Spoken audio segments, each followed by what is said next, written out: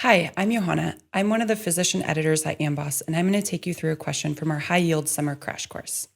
This is a tough question, so I'm going to use our highlighting tool and our attending tip to help me solve this. The highlighting tool tells me I need to focus on the fact that this patient has an elevated ammonia concentration and elevated orotic acid level. So I know the missing enzyme needs to be something that leads to the buildup of both of these substances. The attending tip tells me that orotic acid is involved in the pyrimidine biosynthetic pathway and is connected to the urea cycle.